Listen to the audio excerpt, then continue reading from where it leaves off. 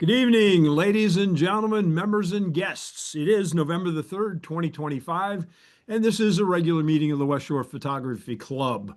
I'm Dennis Baker, of course, your host for tonight and the club president. So, welcome. We have tonight an image review. Our own Mike Donovan is going to be talking about 5 images. We only have 5, but we have something special lined up after those critiques. So stick around. The Mike's going to explain what that will be. I want to sincerely thank everyone who participated by submitting prints at the Mechanicsburg Art Center and thanking those people who attended the reception on Saturday night. We have 62 prints hanging.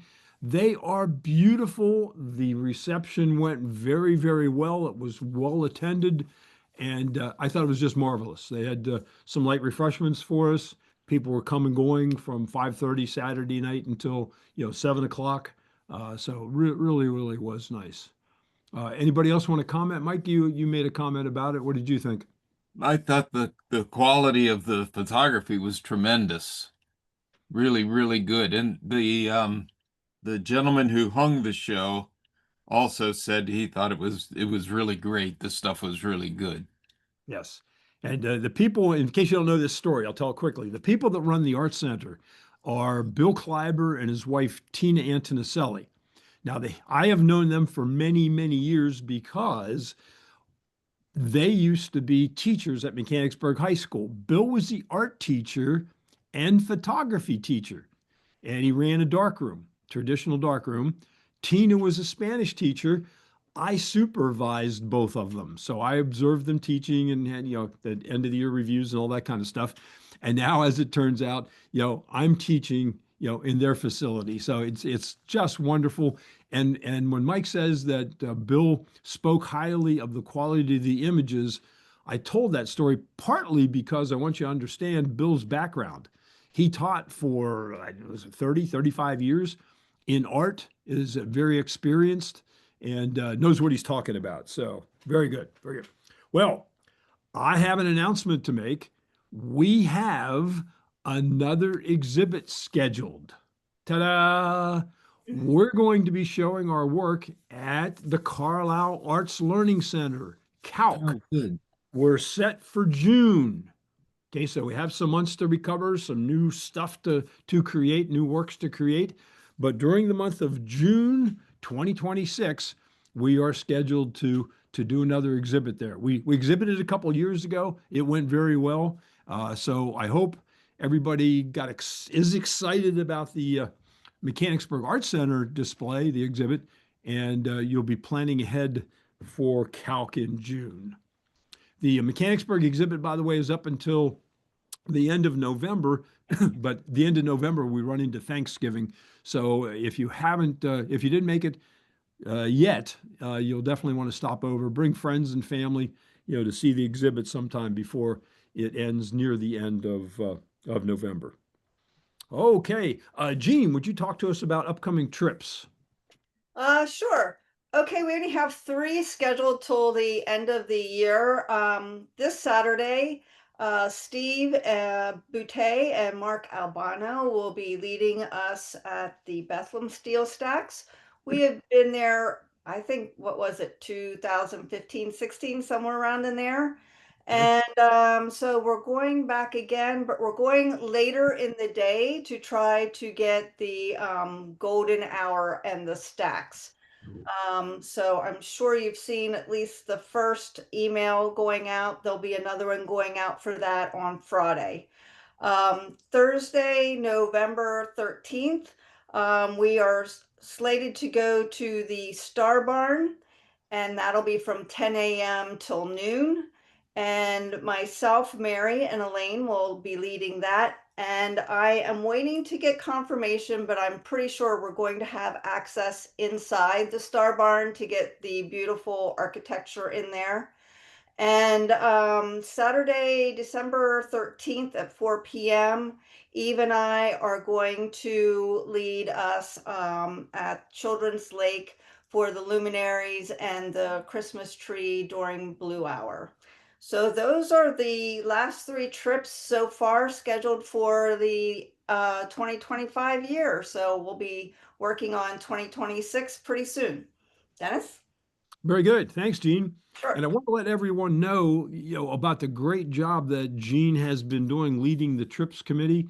I mean, well organized. She puts out the emails. She's been running things. So, Jean, thanks a lot. I really appreciate the work you do for the club because the trips are an integral part of what we do.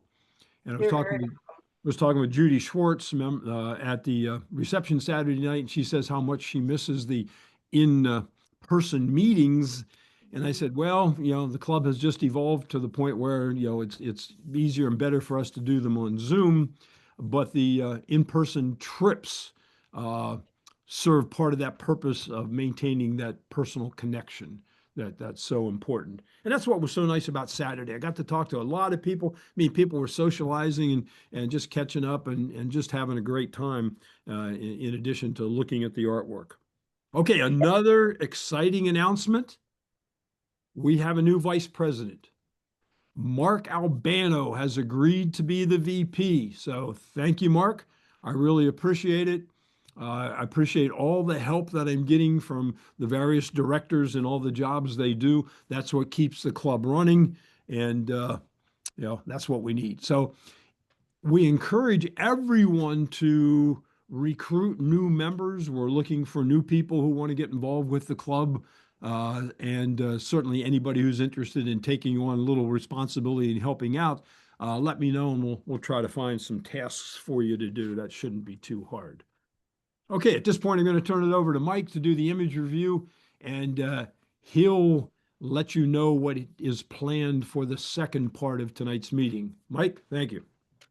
You're welcome. I want to give you a quick schedule of the Art Center's hours for the gallery. They're open Tuesday and Thursday from noon till 7 are the gallery hours for you to come and see the stuff. And it will run until November 20th because they're going to close for Thanksgiving. Okay. So it's Tuesdays and Thursdays from noon to 7 and ends November 20th. Thank you. Sure.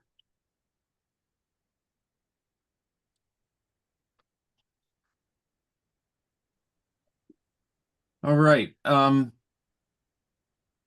Like Dennis said, we have 5 images this evening, and I'm debating as to whether it's because we were so busy getting ready for the show or my image reviews stink. I'm not sure exactly which one which one it is.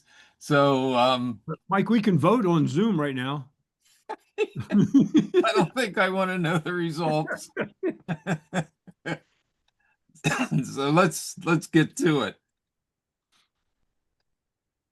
What I did was I went to in a couple categories: technical, composition, color, processing, um, intangibles, and then any suggestions that I may have had. So there'll be a consistent framework, I guess, throughout the reviews. So let's start here with the technicals. On this one, and by the way, because I say it doesn't make it real. What I'm saying is what I see. You see something different. You created it yourself. I'm only trying to suggest things. And I'm like on this one, I wanted to mention there's some graininess among the flowers, but if that adds to the ambiance that you're going for, then ignore that comment. So the point of the image reviews is to give you some ideas, really. Um, Also, one thing I wanted to say, the first part is the technical. It's a clean print. I know I'm infamous for finding spots and dust marks and all that kind of thing. The images tonight are clean. So it's really good. And that would really have shown at the art center because once you print it, it's immortal. The dots don't go away unless you go back to the old school and lick the end of your paintbrush and dip it into the dye and touch it on the spot and all that kind of thing, which nobody knows how to do anymore. So anyhow, nice and clean. There's a tiny hot spot on the handle of the cup, but thank goodness your beautiful warm filter makes it so it's not white. And that makes it blend in beautifully with all the rest. Good use of depth of field, which your background is nice and soft, which pushes it in the back. The foreground is nice and sharp, which leans it forward to us. Also, the I don't know, I guess filter, I don't know what you call them now, textures, filters, tones. It's super appropriate for this. Really, really nice. Really nice. As far as composition goes, you'll notice the main subject, the flowers, is an upside down triangle. And we talk about triangulation quite a bit. It's a good tool to use in composition. Also, good use of contrast of focus to create depth. So you can see the softer part falls away. It's also its value is a little bit darker than the value of the foreground, so that helps it drop away as well. Um, you're bringing attention to the subject by doing those things, by creating a softer background, by creating a darker background. Very, very nice work there. Let's see. All the rectangles in the back provide a nice base for your background too. As far as the use of color, the warm brown tones are absolutely perfect for this subject matter. It's a good choice. It's probably an orange filter number, blah, blah, blah, whatever they used to be to screw on the front of your lens. But really a good choice here. It causes a cohesive, homey feel to this piece, and that's what you want with all that wood in the background and the nice almost sepia tonish look. Very good. Processing, a good choice of processing. The filter that you used or the toner you used tones down any highlights there might be. So that was a good choice. And like I said, there was, can you see my cursor? The little hand, yeah? Okay. So right here is the hot spot I was talking about, but it's not so hot because you put the filter over everything and that makes it just blend right in. So nice work there. If it were a black and white, this would be jumping out a lot more. So you saved yourself there. Nice and homey. Processing, again, the choice was good, the filter was good. One thing I might suggest processing wise, and I'll mention this later in my suggestions, you're a little tight down here. So I'll mention more of that later. And right in here also. Intangibles, a wonderful vintage feel. Um, it makes me think actually of back when I used to visit my grandma and grandpa on their farm, and their furniture was wooden. The lights in the house weren't really very bright. They lit, like I said, they were on a farm, um, and it had that warm, glowy feel. So that's nice. When the message that you are sending gets received, like hominess and a nice mood, a nice story, some books, a cup of coffee, sitting by the flowers in a nice, warm, cozy room. When you can create a mood with your art, that's a good thing. And if you can tell a story with your art, that's a really good thing. Okay, suggestions that I might have. First of all, a looser crop at the bottom. Maybe include the entire books unless the coffee table is broken or something or whatever. Because sometimes there's practical restrictions to what you want to do. But I would suggest that. Maybe it looks like there might be a really slight vignette, and if not, I would try one. Everything else looks really good as far as I'm concerned. So if you have, and I've said it 100 times, shoot loose, crop later. I know some people want to do it right out of the camera, and that's fine. But in this case, I think it would be to your benefit to show more of the books and the table. All right. But overall, I really like it. It gives me a good warm feeling, makes me think of my grandma and grandpa. Okay, let's hear from the creator, Mary. Yep, that was from me, Mike. Thank you so much. That one evening, I was just sitting there. I had made a cup of tea, and I bought these little miniature carnations. And I love books. So I have books sitting all over the place. And I put the cup on the book, and I'm thinking, hey, it matches the flowers, you know? So I got my Mhm. camera and I just took some pictures. And I agree with the tightness at the bottom. I don't know what to do about that because I just Okay. didn't know what to do. But there is a slight vignette in there, and Okay. because it made me feel my favorite thing is the flowers, the cup, and books. So it was like my creature comforts. That was my it just made me feel good.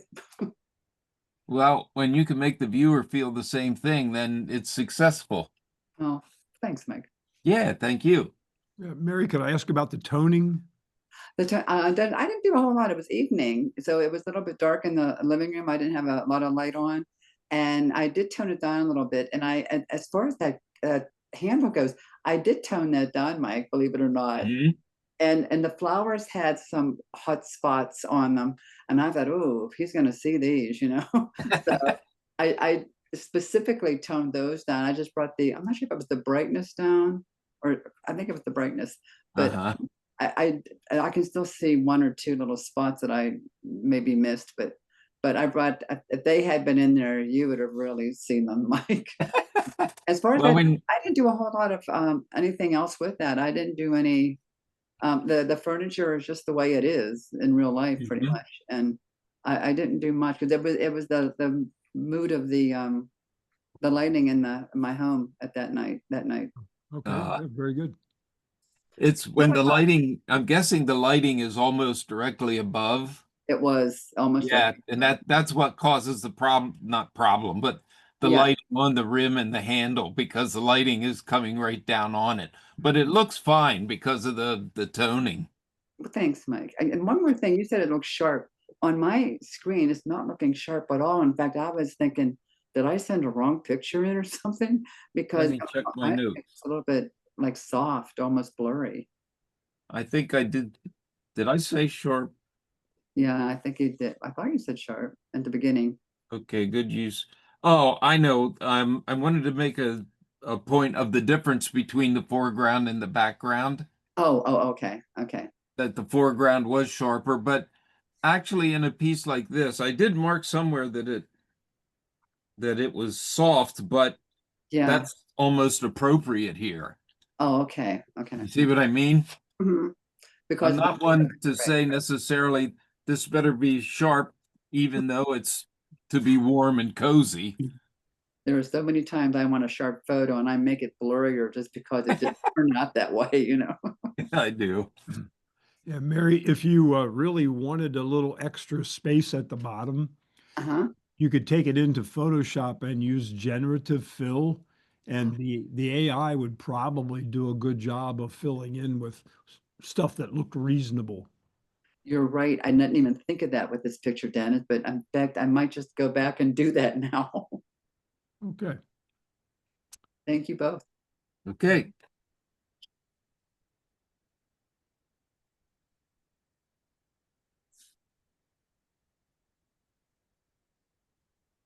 All right. Number 2 is I'm tired. And again, I'll use the same outline here. The exposure is fabulous. It's a difficult exposure to do. Really nice work. There's detail in the fur. Even in the dark eyes, if you look carefully, you'll see detail around the eyes. and around the nose. Despite the fact that there aren't any heavy, real strong shadows, there's still texture being revealed. And usually it's lighting that reveals texture. In this case, it's soft lighting that reveals texture. Difficult exposure with so many darks and lights. Focus is good. And again, like in Mary's, you used a good depth of field to make your background fall away. So the depth of field there worked out very well. The nose and the eyes are very sharp, which is really the shot. And the background is a bit soft, which is good. Composition-wise, again, triangular composition. If you run from here up to the top and back down again, you have a triangular composition. And that happens a lot, and you don't even know it. It's a strong compositional tool for sure. You have a lot of diagonal lines, which say there's activity, there's action, and that's why the dog's tired. You have a lot of horizontal lines, which promote peace and calmness and relaxation. So you have both there. The triangle formed by the two eyes and the nose is also good compositionally. You have the picture divided mainly into thirds, which some people say, the rule of thirds is ridiculous. Well, it actually has lasted so long for a reason, because it's calming to a viewer, and not just calming, but it looks weighted properly, I guess is what I want to say, because the bottom third is the white, of course. The top two-thirds is the black. And even with the dog in between, it's still in thirds. So strong composition there. Let's see. I said the lines of the towel actually mimic the lines of the dog's fur. So there's a rhythm to it as well. And you could even carry that to the back if you wanted. As far as color goes, it doesn't really apply here, although I'm not sure if it's a color image or a black and white image. I'll find that out a little bit later. But this is a perfect time to talk about values. So the towel or the blanket is a in-between value. The top of the dog's head is a light value. The background is a dark value with some lighter values on it. And in a black and white shot, value is where it's at. Composition and value. Value makes the push and the pull of the background and the foreground. So you can see how much closer this looks than this. But in real life, it's no closer. They're all on the same sheet of paper. But it looks closer because of the value and the darker value. So good work with that. The processing is simple. It's clean. It's a perfect image for practicing masking. If you do masking and you can mask everything but keep this, you can do all kinds of things with this dog. You could increase the texture, you could decrease it, and not touch all the rest. So that's something to keep in mind there. There is one small hot spot, and that is right here. Although there's still just a tiny bit of detail there. I'm going to have a suggestion a little later that maybe you want to change the value of that, darken it just a little bit. Because when you know it's there, then that's what you're looking at. Because the value of this is much, much lighter than the value of this. So the lighter value jumps forward. It's a lighter value than this.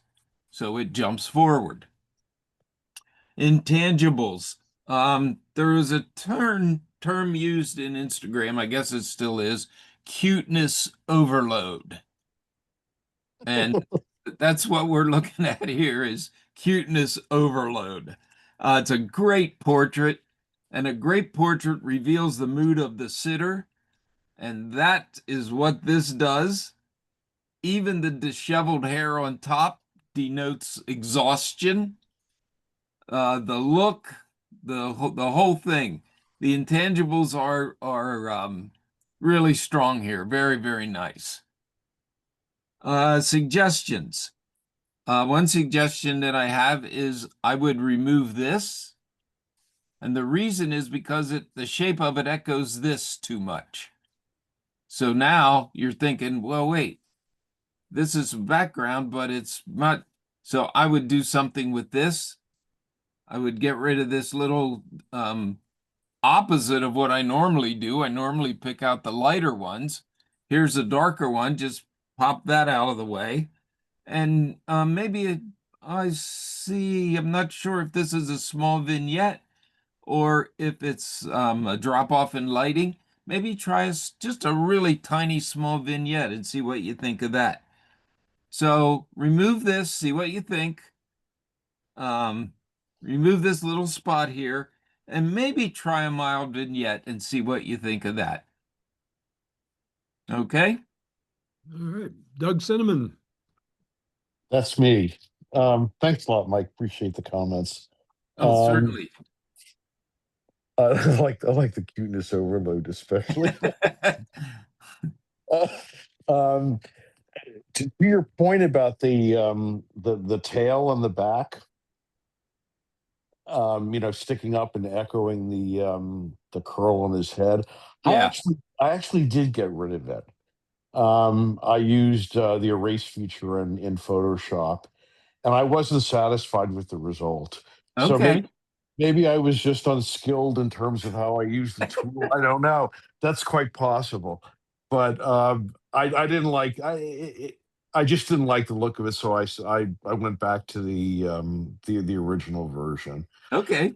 And I did actually put a slight vignette on. I used Studio 2 to do that. Okay. But I wondered down here. I saw it a little bit here. So, yeah, yeah. And it's funny you say about masking because the background is actually a leather couch, and the lighting was coming in from the side, and that's why I think you see that hot spot on the left side okay. Yeah. of his of his head.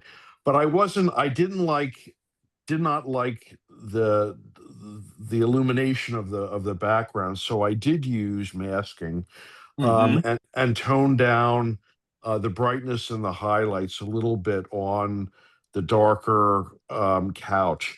So Okay. this was actually taken in color and converted into black and white, and the color of that couch is it's not a light brown. I don't know what you call it. It's sort of a reddish brown color, the kind you always see on leather couches. That's I do. yeah, that's what that was. But it was a little too prominent, so that's why I darkened it up to try to give some more contrast between that and the subject and the blanket that he was resting on. Yeah. Good choice. So, but I do now that you pointed out that black spot on the left-hand side, my eye can't leave it. So I I know. will I'm sorry. no, not at all. So it's a very good suggestion. So I will get rid of it ASAP. Okay. Yeah. And like I said, these are just suggestions. You're the boss. Now I appreciate it. Thank you very much. You're very welcome. Eastern Tiger Swallowtail 2025. Technically, the exposure is excellent. There's like a really slight movement in the upper wings, but the proboscis, the tongue is super sharp, and that to me is really where the action is. I mean, the wings are stunning and beautiful, but it's so cool to see something doing what they are meant to do. So that's very cool. And that's like I said, nice and sharp there. Composition wise, You use diagonal lines very, very well. And as you may remember, they usually provide an active composition. And really, the only time these butterflies do sit still is when they're resting or eating. So, and this time of year, I guess they're pretty well through now, but the monarchs were moving through and the swallowtails and everybody's clearing out. So this is a nice little hearkening back. Again, a triangular composition. The butterfly itself is a triangle. You also have from here to here to here. We do triangular compositions and don't even really realize why the image looks good. And that's part of the reason. Uh, this brings up a good time to talk about negative space. And that is the space where it's in between everything else. And in this case, it's a space where nothing is. And it actually adds to the composition, more like pieces that are fit together to make your composition. People don't really think much about the negative space, but it makes a difference. It really truly does. So good work there. Again, as we mentioned before, the softness of the background pushes it away, and the sharpness of the foreground pulls it to you. So the eye is drawn to contrast. So there's a definite contrast in this area, especially. So good work there. Color-wise, the purple and yellow complementary color scheme works beautifully.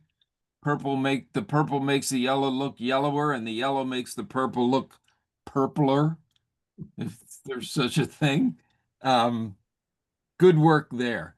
The orange picks up the orange here in the middle of the flower. So whether you realize it or not, your use of color is really very unifying here. And it makes your image not two separate things, but one thing. And the triangular composition helps with that as well. Because the butterfly is so related to the flowers, one doesn't happen really without the other. Let's see. The background is an off-white, which is to me better than pure white. That would be too glary. And again, the colors are rich and deep and saturated, as they should be in something as beautiful as this. Intangibles. Being this close to something so beautiful and fragile creates a feeling of wonder. Seeing it eating and going about its daily life should be amazing to us. It really should. The fact that these things have learned that flowers are where they eat. I don't know how long it took to learn that or why or when or what, but it's to me it's amazing. It's I don't know, a miracle really. And also I was going to mention about sharpness, but really I'm not going to because you probably know or you've read or somewhere that a butterfly's wings are actually made up of really tiny scales. So the image really plays into that fact, which is again, it doesn't have to be super hard crisp.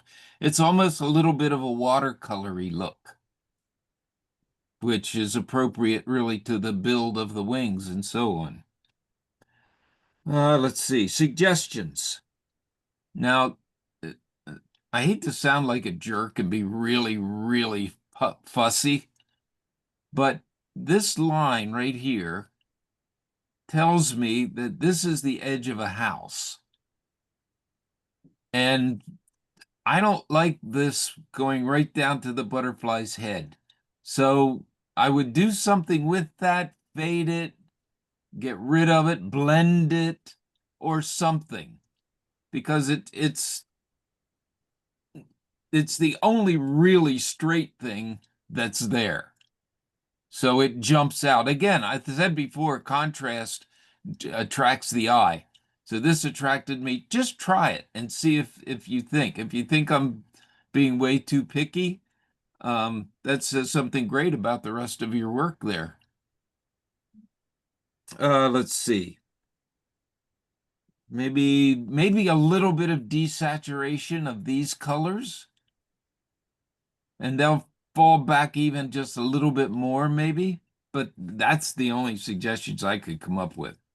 Really, really nice. You might want to close up a few of these little gaps here.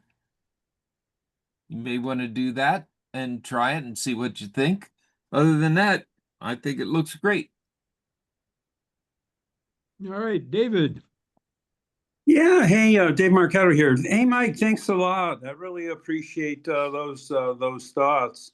Um, this composition had to have three things, Mike. One, the butterfly had to be feeding. It had to be more or less the side view. Mhm. And since this is a bush, there couldn't be any obstructions one way or the other. So I passed up a lot of shots on this. And that proboscis is thinner than a human hair, especially as it tapers into the flower. And the genetics of this butterfly, it's also called a yellow swallowtail. That's the common name of it. The genetics is very interesting. I think this is a female. And in any case, the female comes in two different types. One is this type, which is very similar to the male, that yellow type. And then the female comes in this very dark, it's called a dark morph modification, and it's almost black. And so there are three different types of genetic morphologies for this butterfly. And the reason the female has this sort of dark morph variant seems to have to do with it mimicking another toxic butterfly that Oh my predators God. have pretty much learned to stay away from. So as many as I passed up to get, butterflies to get this one, the dark morph was very, very uncommon in my backyard. I only saw a few of these, and nowhere could I even get close to photographing the dark morph. But anyway, that's the genetics of it all. The background drove me crazy, and I see what you're saying about that. The edge of the house. That's very easy to go away, and in some forms, Mike, it actually, because I had different versions of this, it actually wasn't there. So, to your point, it can go away, for sure. Um, and the last thing I want to say is because I don't take these wildlife shots at all, and I really have a lot of respect for you wildlife photographers out there. You often hear be the bird, be the butterfly. If you're an archer, you want to be the arrow. Well, to take this type of photo for me, you have to be the bush. And that's where it's all about. You have to get very close. I did not have a very long telephoto on this, and I had to get up close and personal to these butterflies. So I was basically in the bush, and yeah, it was fun. Very I bet. very painstaking as far as the weight went to get the right shot. Oh, yes. But Sometimes when they interview a wildlife photographer and they say, well, how long did it take you to get the shot? And they'll say like 57 days. yeah, yeah, So, yeah. yeah, you're right. It's That looks also great. it's so interesting. Mike, I really appreciate your take on all of this. Thanks so much. Oh, you're very welcome, of course. Let's see here. Okay, night flight. Technically, again, not again, but it's slightly soft. And the reason for that is because you had such a long shutter speed because of the lack of light. So there's a technical reason for that, and that can be fixed by in the next shot by watching your shutter speed. No dirt, no dust, clean image, very good there. The exposure shows some detail in the houses, which is also good. So you'll have to be careful, especially it looks like this was handheld. So you'll have to be careful in the later hours. Maybe use a tripod or brace yourself onto something. Composition wise, you were wise to include the houses. That gives a base to your composition. I like the last goose. That adds some interest to your composition also. Um, the square houses contrast with the moon and the geese. It's like that a lot of times. The man-made things contrast with the natural things simply because of their shapes and their edges and their corners. The color-wise, it's the blue hour. Blue denotes coolness. The black denotes night. And there's a warm light coming from the windows, which is the blue and orange composition. Now, processing, I have a question that I'm going to ask a little later about, is this right out of the camera, or are you using any kind of software, or exactly what? Intangibles, this is a piece of nature, just like the previous shot. Birds, believe it or not, usually migrate at night. And this shot reveals that they're heading out for the evening. Even songbirds that migrate at night, especially warblers. It's fall, you can tell by the trees. They're dropping their leaves and the geese are heading out. As far as suggestions that I have, one of your geese here looks double. I would remove that completely. Now, I know that people would say, well, yeah, but then there's 4 main subjects. I'm going to count the moon as number 5 so that you still have an odd number. For some reason, odd numbers are definitely more pleasing to look at. It creates an imbalance. It gives your eye something to grab onto rather than having 2 2s or 3 3s trying to decide which is which. So I would consider that. It's the only one that they are overlapping, so it draws attention there. I know I said about the house lights, I actually would remove those because they're not really important to your image. Right here is your image. This is a base, sure. But again, I talked before about values, how lighter values come forward and contrast attracts your attention. You don't want your viewers' attention down here. You want it up here. Well, if it was mine, I would want it up there. You're the photographer. So I would remove the double goose, remove the house lights.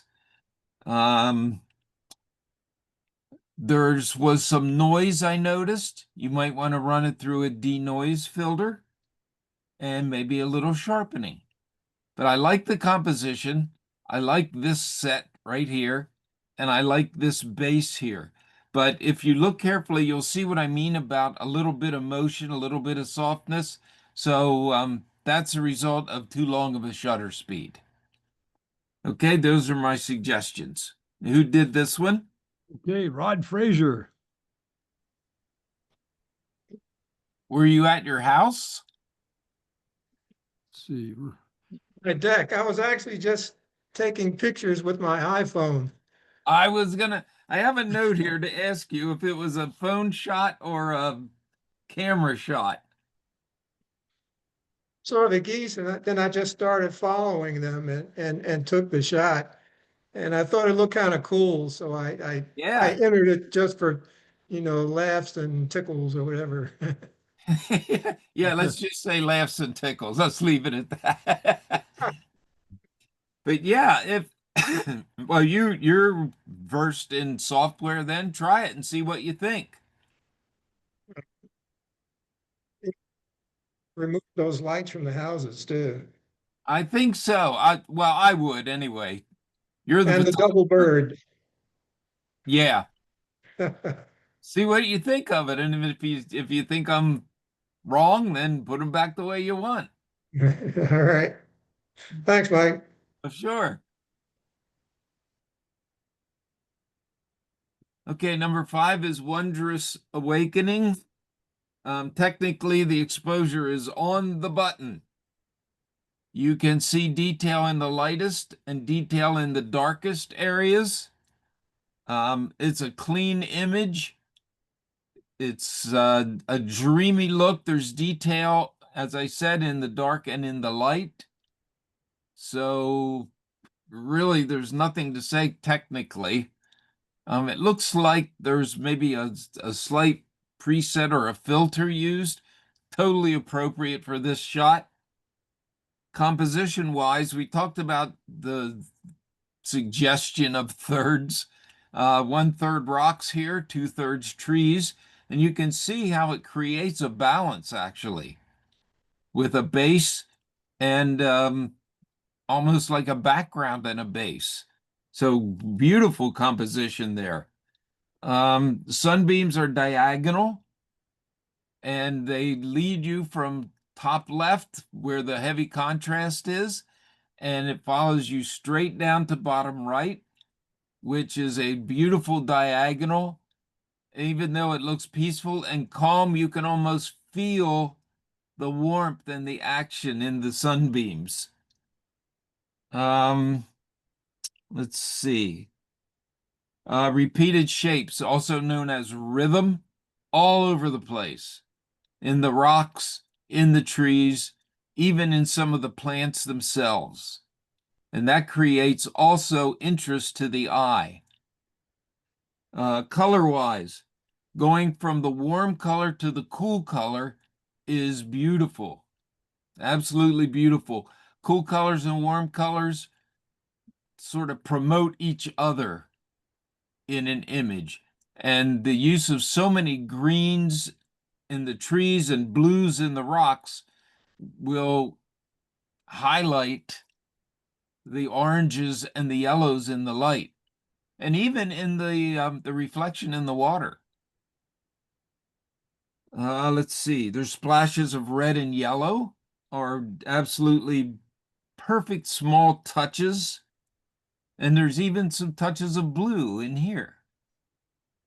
So these little grabs of color keep it from being a gray-green composition. So the beautiful little tiny splashes of yellow here. Very, very nice. Processing wise, I said it looks like maybe a very slight texture or filter. It works really well here. Really well. It's a little bit irritating to me when people say that looks like a painting, meaning painting looks great and photographies don't look so good. I would prefer the term painterly. This looks a bit painterly to me, like a painting, not necessarily as good as a painting. So good use here, good use of the filter for sure. Intangibles, in my notes, I have the word glorious. And what's beautiful about this is in the intangibles, you can feel what the photographer felt. It was cool, crisp in the morning. The sun came up. It started to get warmer. I could actually feel that. So when your photograph tells a story and makes somebody feel something, it's a successful piece of art. Now I just have one suggestion. If this is for you, leave it as is. If you're going to show it, then I would remove these, the bird feeders, So it's totally and completely natural. Now, if this is the theme tonight is your property. So I totally understand why they're there now tonight. I would also think about doing something right here because the value of this is so much stronger than the values around it that it kind of jumps out and it's a little tight here and actually sort of points out of the picture. Maybe just darken it, maybe remove it, whatever you think.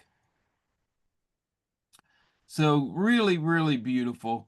And even this round here, if you're going all natural, you can wipe that out as well. But it's absolutely beautiful, a great shot, and I think I know whose it is. Do you think it's Elaine's? I do. I think you would be correct. Thank you for your comments. Couple of responses to that. This is one of the images I brought to the exhibit this past week. Oh, great. And some of what you mentioned has to do with the way I printed it. I believe I used my final print file. And so some of the things that are sticking out a bit, like that leaf in the corner, Mhm. I actually lightened it up in this file because when I printed it, Shows what I know. it prints out a little bit darker. So I thought the corners of it kind of concealed a lot, too much of the detail. So I did lighten it up, Okay, the output to bring out more detail throughout the picture so that it didn't print so dark in the corners. I see. But I agree with you for a digital file that that does stick out quite a bit.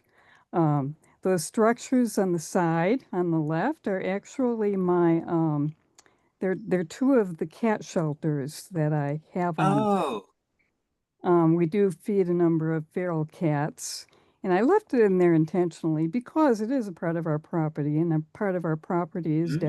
dedicated to wildlife and this, Okay. as well as the bird feeders. I will say that I took out a very conspicuous bird feeder that was quite large, and it was right in the direct line of those beautiful sunrise. So Oh, that had to go. good choice. No question about it. Um, this shot was actually kind of a fluke. I've lived on this property for 35 years, and after all that time, it's easy to become a little complacent or take some of the beauty of the property for granted after a Mm. while. But this is one of those occurrences that seldom happens, or it seldom happens when I'm around to see it. With the sun coming through the trees like that, it has to occur at the right time of day, with the right atmospheric conditions, the right time of year. And I just happened to catch a glimpse of it right after I got out of bed in the morning. Now, when this happens, it lasts for about 2 minutes until the sun moves and that whole picture is just sort of destroyed. The rays become dispersed. It's difficult to capture the sunburst. So I had to quickly grab my camera. Fortunately, I had the right lens on it, but had to make some adjustments to make sure to get that starburst in the right perspective. So there wasn't a whole lot of time for intentional photography and experimentation in getting this. So it was kind of a stroke of luck in getting what I did get. I did not use a filter or a preset on this. I actually did relatively little processing. What I did use, though, to bring out some of the detail in those rocks that gives it sort of a painterly look is a detail extraction tool in Color Effects Pro. Um, Hmm. that really in the shadows it brings out some of the detail. The problem with that is that you have to be careful that if you do it too much and you don't offset it with some additional contrast, that it makes it look like you um, did an HDR a little bit too much. Yeah. So that in itself is kind of challenging to do it well without making it look like it's overdone. In looking at the image now on the screen, I think I would, aside from the printing aspect, I would put back a little bit of the vignette to darken those corners. Mm-hmm. Well, it's awesome. There's no doubt. That's all I have to say about that. But I will take out those little, like that round thing around those lily. Uh-huh. That's obviously a man-made thing that's meant to not only contain those leaves, but to protect it from the fish that love to All right. eat them. But so thank you for your comments. I will take them to heart. You're welcome. It's awesome. Okay. Now, if you'll just stick around for a moment or two. Yeah, shall we take a minute and entertain any comments from members? Yeah, that's fine. Okay. Yeah, while Mike's making the transition here, anyone have anything they want to say about any of the images or questions you want to ask? Yeah, Dennis, this is Dave. And I wanted to ask Elaine about a point on her image. It may be gone forever. So unless it comes back, I can just ask. Yeah, I think Mike's in the process of changing over to a different, oh, that was quick. There we go. Yeah. So can Elaine hear me then? I can. Elaine, I really like this. And the only thing I wanted to ask you about is the left margin. This is really a good capture. Is that tree split at the very bottom? And would you consider coming in like 1/8 of an inch just so that the trunk is not split on the bottom? You'd lose a lot, I suppose. I'm just curious what you thought about that, because everything else to me is just really spot on. Yeah, thank you. It is a split tree, and I did struggle with how to crop that because of the issues that you pointed out. If I crop it too tight to that one tree, then it just is kind of distracting. I did consider cropping out that entire tree altogether, which would crop out some of the blue flowers towards the bottom. Yeah. The ratio that you see was intended to fit the mat that I printed it for. Oh, yeah. That was part of the issue. I needed to maintain that aspect ratio. But I would definitely consider cropping it out altogether. Yeah. I would leave it. I would, again, I would only come up to maybe half the tree so that it came out maybe, halfway up instead of at the very, 2/3 from the bottom. And that's the only suggestion I have. And what lens did you use to get that delightful starburst, Elaine? That was just a short wide angle zoom. I think it was a 12 to 40. And you used a very small aperture. Is that how that Oh, yeah. worked out? Yeah. Yes, I did. And I think I used a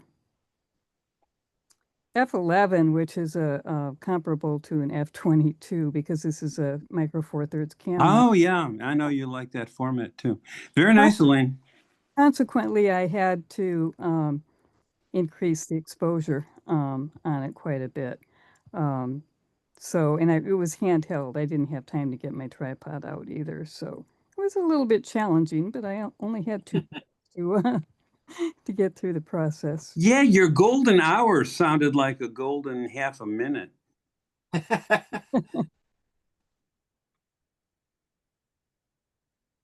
All right. Any comments or questions from anyone else?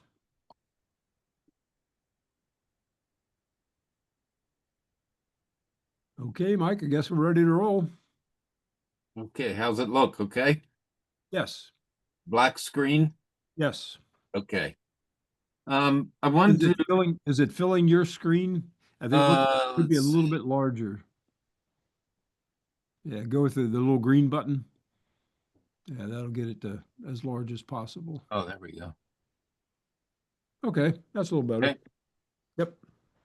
Okay. I wanted to share a piece of software with you that should be on everybody's radar at least, and in a few minutes I'll explain why. This is called Affinity, Affinity, formerly known as Affinity Photo, Affinity Designer, and Affinity Publisher. Now it's known as just straight Affinity. Now, up in the top left, you see Vector, Pixel, and Layout. So it's actually 3 pieces of software in one. Now I'm at Vector. If I go to Pixel, it explains to me exactly what the Pixel Studio is and what it does. I go to Layout, it does the same thing. It even gives you the keyboard shortcut.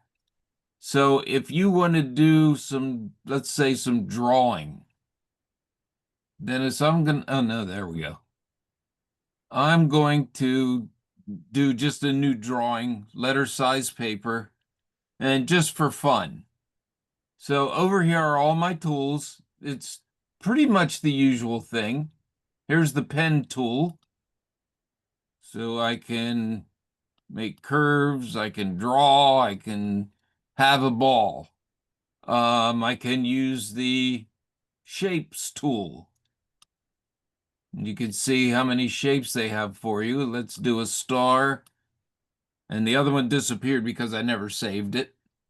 So we'll do a star here. Let's see. I'm going to have to close us out so I can see.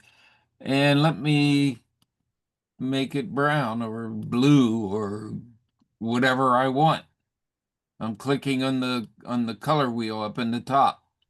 So I have millions and millions and millions of colors at my disposal. I have all these shapes at my disposal. Whatever I would like. There's the fill button. There's the pen tool. There's a text box. You can do fancy text. You can do regular text. You can insert one of your own pictures. This is called a place tool. So, no, I don't know. I don't have anything really here to, here, let's go to here.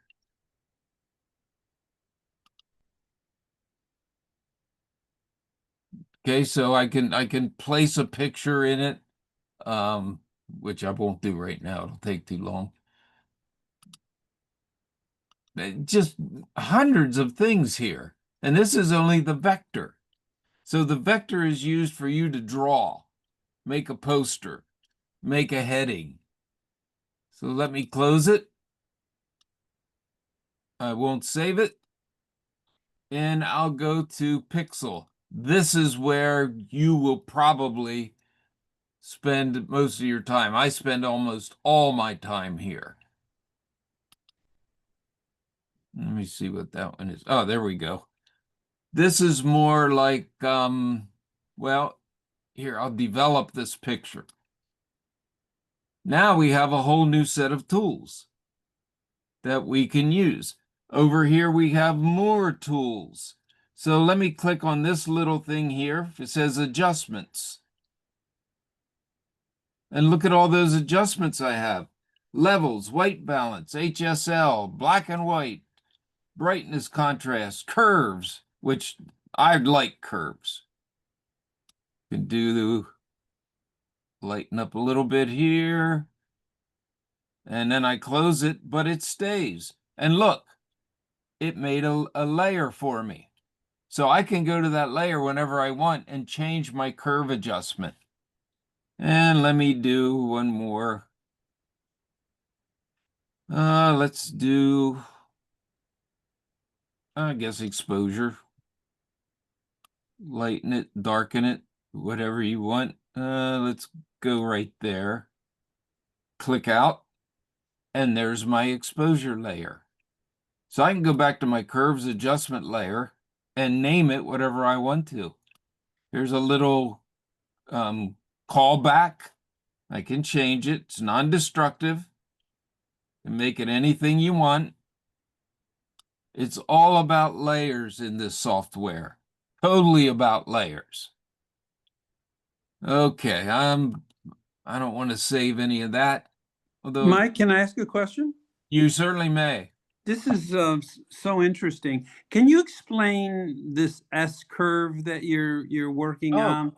What's Uh, what's the deal with the S curve? Because it works for me, but I have no idea why. Well, the S curve works because you're creating contrast. You're lifting. See how it's getting brighter as I lift up here? So what's it brightening, Mike? I don't follow it. It's you know? brightening this line. This is the tippy top value, the whitest, lightest value. Yeah, That's the darkest, blackest value. I'm with you. Yeah. So somewhere along this line is sort of bright. This is the middle of bright. This is darker. So you can pick to lighten or darken any lightness or darkness you want. Now watch carefully. Yeah. See the flowers? Sure. It's only affecting them because I'm up in the lighter part of the curve. I'm with you. Yeah. So let me go to the darker part. Now it will affect only the dark. Oh, that's cool. Sure. Of course. Yeah. So most people use a contrast slider. You can contrast any way you want to with curves. Let me pull this down and I'll push this one up.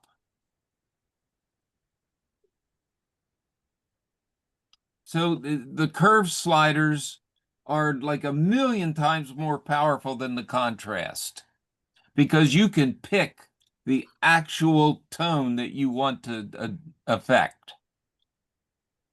Does that make sense? That is so helpful. Thank you, Mike. Okay, Yeah, good. yeah. Because I do use it, and I just go by what I kind of like, but I never Yeah. really knew what it was doing. Yeah, that's what it's doing. It's affecting the tones that you want it to affect. Sure. Thank Okay. you so much. Oh, you're welcome. Okay, let me go here. This is called the in-painting brush tool. It says removes unwanted subject matter from your image. So let me see how it works on this thing. Ah, it didn't do anything. And the reason is because it's my curves adjustment that's lit up. Let me go to my background. There we go.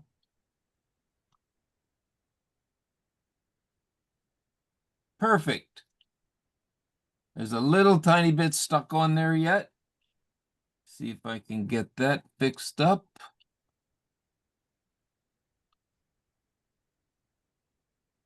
Not too bad. I can make it smaller, larger, use my brush on this or that, or this little thing sticking out, this down, whatever. Now there's also a whole nother set.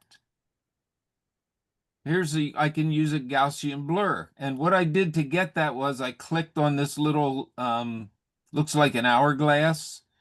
And this one says filters. So look at all these choices you have. There's unsharp mask. There's clarity. I mean, it's got everything. There's a motion blur. Let's try that.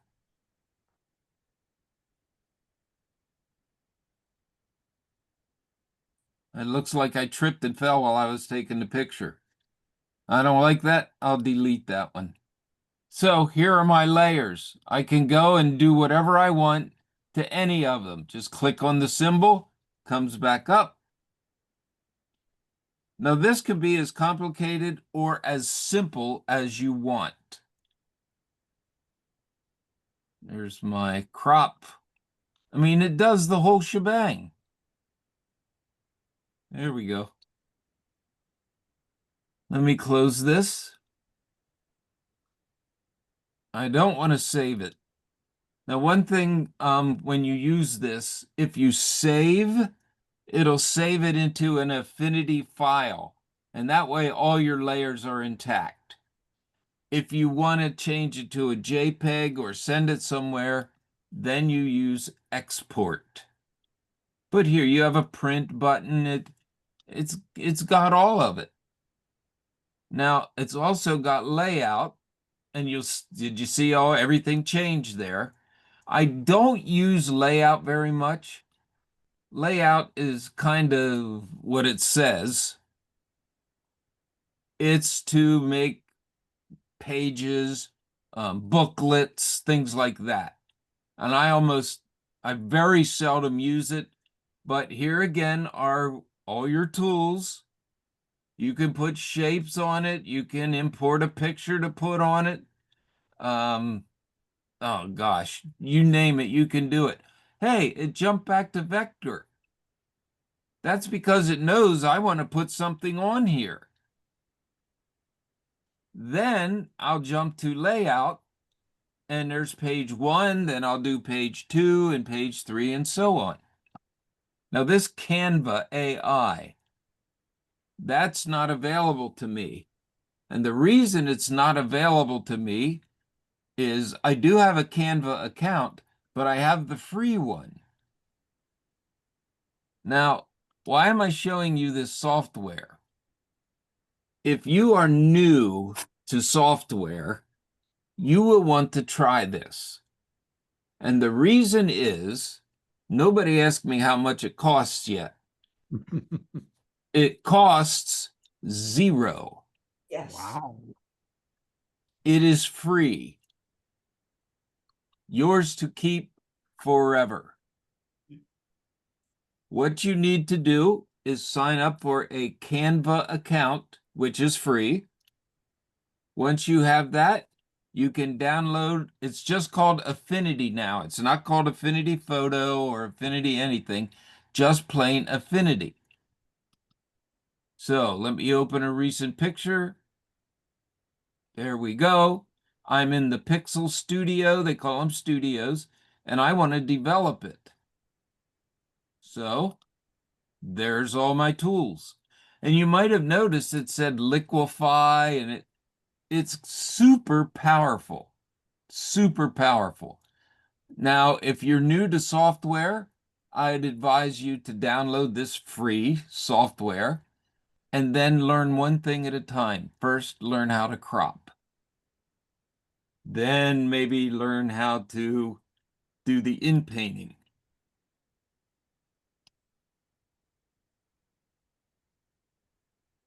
Then maybe learn how to do one thing at a time. And yeah, I can put text on there too.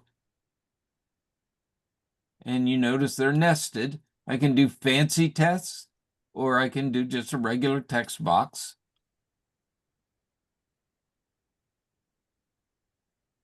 Well, I'll need a little bigger font than that. Hey, Mike.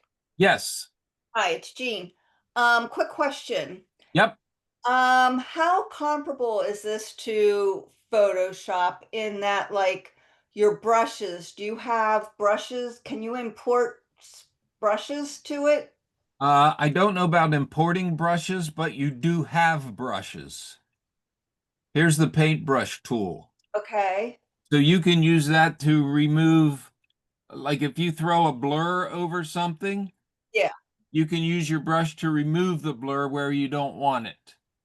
So do you have like a hard brush, a soft brush? Yeah, there's, let me see here. Yeah, can you You bring that can in? call up, here's the brushes. Okay. There you Okay. Yeah, that's what I wanted to see. Yep. Awesome. So to answer your question, yes. If you want to use stock photographs in your, let's say you're doing a layout, there's Pixabay. You can get photographs from there, but we don't need to do that because we're very skilled. Again, the layers show for you. It's pretty amazing, really, for especially since it doesn't cost anything. Now, Yeah, I was thinking about it for my kids' camera workshops that I do in the summer because ah, this would be a good intro for Photoshop for them and it wouldn't cost me an arm and a leg. So thank you so much for sharing. you're very welcome. Are there any other questions? Yes. Can it be installed as a plugin to Lightroom? That I would guess no, but I don't know that for a fact. So I don't know the answer to that Okay. Thanks. because it just came out actually this week or what day is this? Monday. Last week it just came out. Mike, what do you sign up with? You said it's with, Canva, Canva. Now, Canva is a design company that helps you do your own design work. So they purchased this last year and they've been saying, oh, there's a big announcement coming. And everyone's been like, oh, no, they're going to make you subscribe and they're going to do this and do that. Well, when it came out that it was free, everyone's like, what? Oh my gosh. Then, of course, you start thinking, oh, yeah, but when the product's free, you are the product. And what are they going to do? But the only catch is they want you to sign up for Canva. They're hoping you're going to want to use the Canva AI tools because that you have to pay for. Hmm. The Thanks. other three are free of charge. Thanks so much, Mike. I You're appreciate it. welcome. And Mike, And you expect this will continue to be free? yes, the CEO put a video up. He said well, you know, if you can, as much as you can trust CEOs of big companies, he said it'll be free forever and updates will be free forever. Wow. That's pretty incredible because the interface and the tools look pretty much like Photoshop. I Yeah. know. Yeah, I know. And shockingly, they may have done that on purpose. Wow. Well, what this does is, Also for your teachers out there, Canva, I believe is free for teachers if, Oh, that could be. um, Not retired teachers, though. I don't know that. Well, that could be. There we go. Now you can see the font. hmm, Let me change the color. well, the fact that this is layer based is opens the door for people Yeah. to do things, from very creative things. Oh, for Those sure. folks who watched my presentation on texture layers and color overlays, you Hmm. need a layers-based program to do that. And for this to have those capabilities and be free is just incredible. Yeah. So like I said, the catch, if there is a catch, is we want you to sign up for Canva and hopefully you'll want some of the paid parts of it. Hmm. Yeah, very nice. Any other questions? I just wanted to say, I looked at Canva and, Canva's got some great free stuff too, Yeah, yeah, for sure. like for Yeah, I have. graphics, Sorry? for graphics. Yeah, Yeah, that's what Canva is, a design yeah. software. But the file close, like I just said, all that's kind of familiar. Quit and yeah. Okay, guys, any other questions or comments for Mike? Can you hear me? Yes. Yes. Um, sorry, I got off and answered the phone. So I don't know what you guys were talking about, but I have a quick question that doesn't relate to anything that we were talking about. Okay. I just need a suggestion. The person that called me asked me to be involved in putting together a directory, a picture directory. At church. Yes. I knew it. Do you have any recommendations as far as an app that I would use? I wouldn't know where to start, but maybe I can tell them try this or that. What do you have pages on your computer, or do you have an Apple computer? I do. Okay. There's a piece of software called Pages. Yep, I have that. Okay. Um, Open that and see if any of the templates are book templates, because I'm sure that's what they want. The other thing you can do is make layouts there so you could place the pictures and then later have the pages be bound. So Through actually, through, pages would get you started anyway. okay. And then what kind, I would have to take this to a printing company? The other thing you could do is there are online bookmakers. There's one called Blurb, Blurb, Okay, and you can use their software to make your book, and then they will print it. okay, It's not inexpensive, yeah. but just tell everybody to put more in the offering plate. That should Well, work. that's somewhere for me to start. I'll check that Okay. out. Okay, thank you. Sure. Okay. Anything else? Last chance, guys. Okay, Mike, I want to thank you, for your help tonight. The double duty image review and talking about Affinity. So really appreciate that. Some good information. So thanks for attending tonight, guys. Wish you well. Good night. Thanks, Good Mike. Good night. night. Welcome. Thank Good you. night. Thanks Thank again, you. Mike. Bye. Really super. Okay.